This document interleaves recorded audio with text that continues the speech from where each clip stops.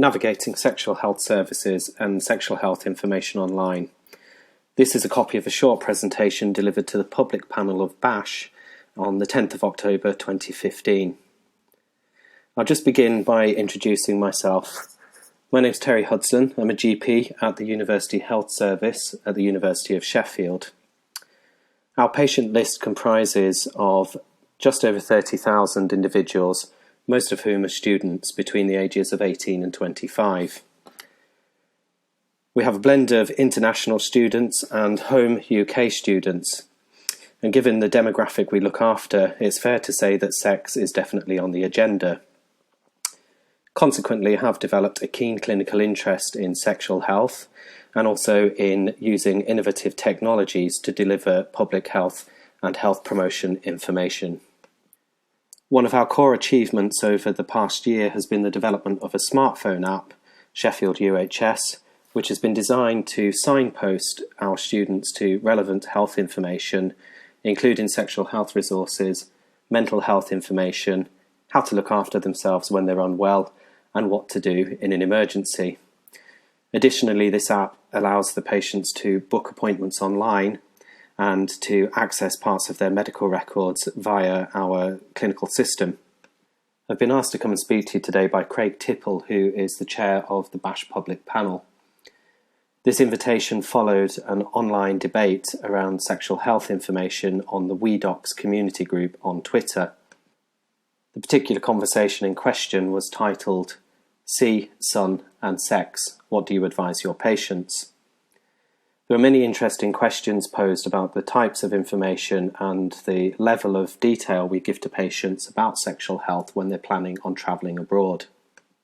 During the course of the online debate, questions were raised about what information we give to patients and whether the information we hand out or signpost patients to is actually interesting or relevant. Several key themes emerged. Firstly, how do we ensure the information that we give to our patients is accurate? Secondly, is accurate information always engaging, and is it actually of any relevance to the particular patient group we're giving it to? There were thoughts that many of the information resources that we signpost patients to are not necessarily relevant to them. Often the information we hand out has quite a narrow spectrum and isn't relevant to the person it's being given to, or it has such a broad spectrum that it isn't individual enough for the patient. Several members of the Twitter conversation suggested that they keep a small repository of information they feel is trusted. However, this was challenged by other members of the group. One of the conclusions of the conversation was that we should aim to collaborate to produce a platform or an online repository where excellent resources could be stored in one place. This would provide healthcare professionals with wide-ranging and trusted information. These resources could be grouped into target-specific and subject-specific groups.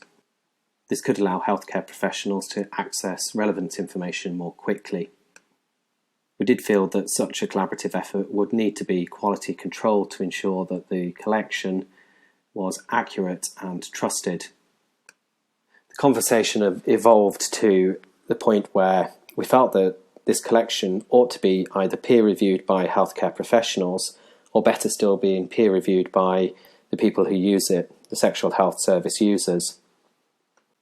We discussed ways in which the service users could provide feedback on the information and even provide us with resources that they favour over the traditional types of leaflets and websites that our sexual health services provide.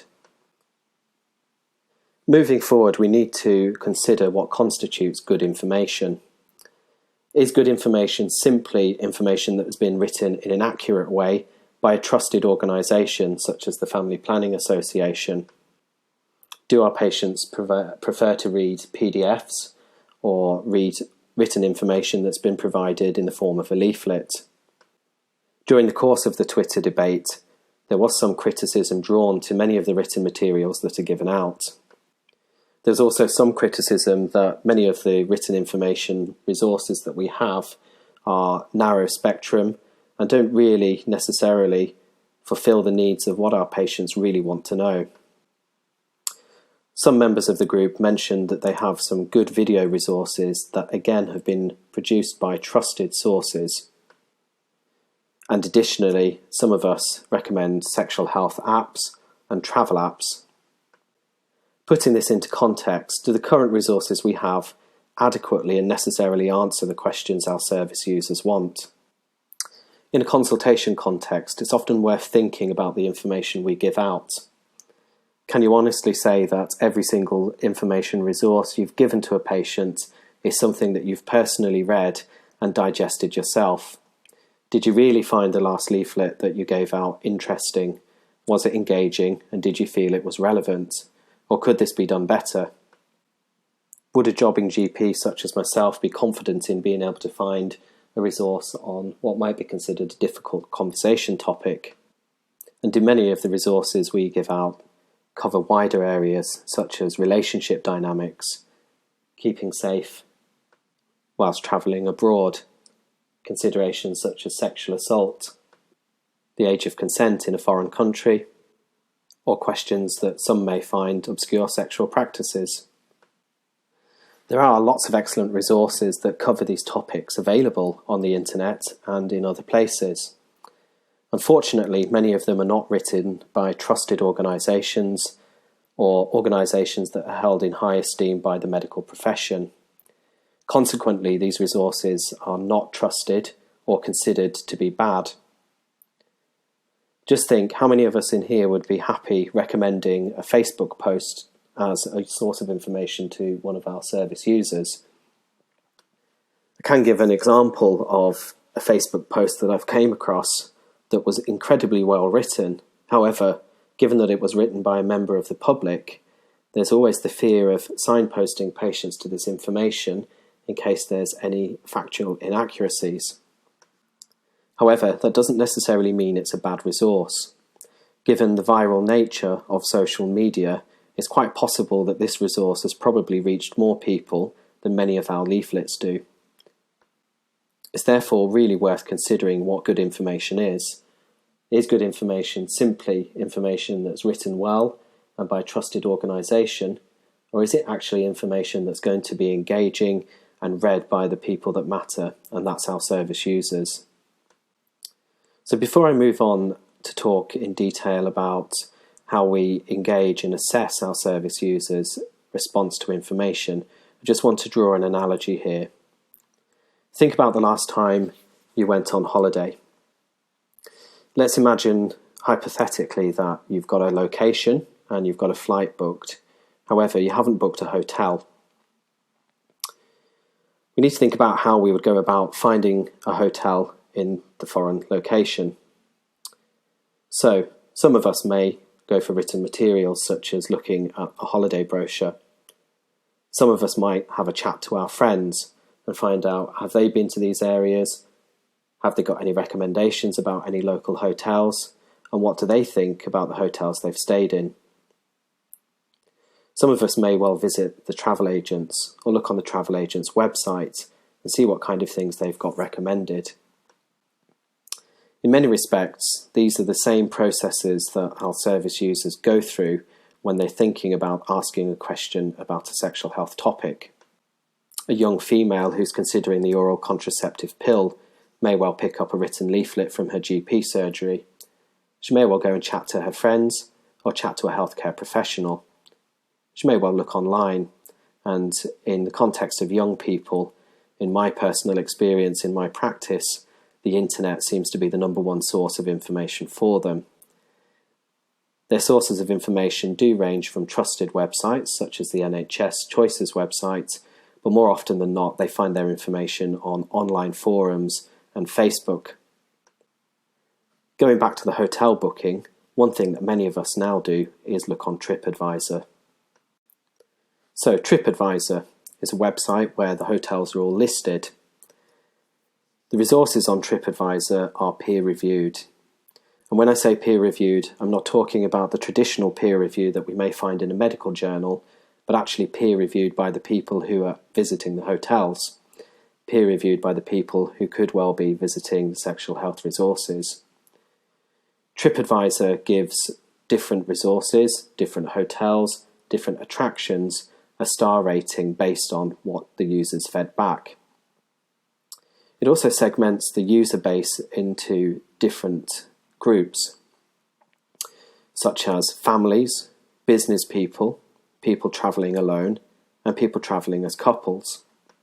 So in addition to giving a hotel a score, TripAdvisor also enables the next person visiting the website to look for a hotel that may be suitable to their personal circumstances. The reviews on TripAdvisor also specifically rate certain qualities about the hotel, such as the cleanliness, the comfort of the bed, the friendliness of the staff, the location, and the facilities available. So, when we're thinking about producing a collaborative online resource containing sexual health information, could we draw any good examples from something like TripAdvisor? Could we segment the user base of the website into different groups, such as different age groups, sexual orientations, sexual practices, and sexual attitudes?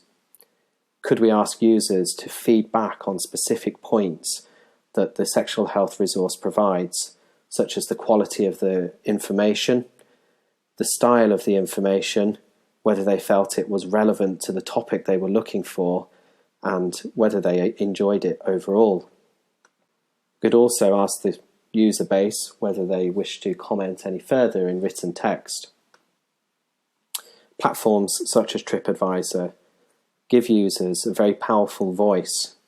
They enable individuals to find resources that they feel are useful, but also give those users the opportunity to feed back what they really found good and what they found bad about the resources they found. The rating that's produced often is taken on board by the people who run the hotels, and in our case, the people who produce sexual health information. When the star rating isn't particularly high, or there are certain key points that seem to be a recurrent theme, many organisations, such as hotels, may well change the resources they offer and up their game. In a commercial context, this is about increasing your user base. However, in a sexual health context, this would simply be about changing the way we deliver information so that it's more popular and more relevant. The overall aim here would be to drive up quality of information and also to drive up the diversity of the information that is available. So reflecting back on the Twitter debate, would something like TripAdvisor for sexual health be worth it? Well, in many respects, a platform such as TripAdvisor does allow users to contribute. It allows our user base to feed back what they found useful and what they didn't find useful. Such a central resource could be an excellent set of information for healthcare professionals to signpost patients to. It would allow them to weed out the information that they may not feel is relevant at a very early stage, and it would also allow sexual health professionals to find information that is relevant and engaging to their user audience. Another feature of the platform could be to allow our service users to suggest things that they found helpful, such as videos they found on YouTube and topics they may well have found and shared on platforms such as Facebook. Before adding these resources to the central database, our sexual health professionals could review them for accuracy of content before putting them on. Ideas such as this would actually diversify the amount of information that is available without actually having to reinvent the wheel and write new materials over and over again in response to user feedback. The next steps really should be to identify the key players. Is this going to be our currently enthusiastic network of sexual health professionals, third-party providers, NHS clinics, and others that produce materials for patients? Should we be involving our user group, our patients, in such a project at an early stage? Should we open this up to other healthcare professionals who may well deal with sexual health but are not sexual health specialists? One key point to begin with is to make sure that the information we initially start with on such a project is quality assured for accuracy. I've used TripAdvisor as an example here. Now clearly we can't ask TripAdvisor to start putting sexual health leaflets on their website. However, we do need to consider what types of technology are available and whether these would be suitable for such an idea. Do we look at open source resources, or should we look at paid commercial solutions? I won't go into too much detail about this now, as this is going to be the next stage and something to talk about in more detail at another time. Funding would be a key issue here. Is this a project that BASHH could fund solely, or is this a project that should be a more collaborative effort across the sexual health community? Should it just be healthcare companies that provide the funding for this, or is it worth tapping into funding from local authorities and even the private sector?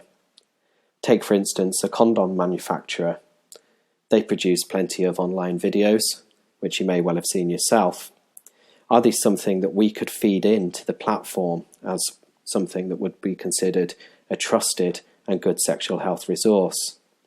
In return, could those manufacturers work on their social and healthcare responsibilities by promoting a sexual health platform such as the one we've discussed?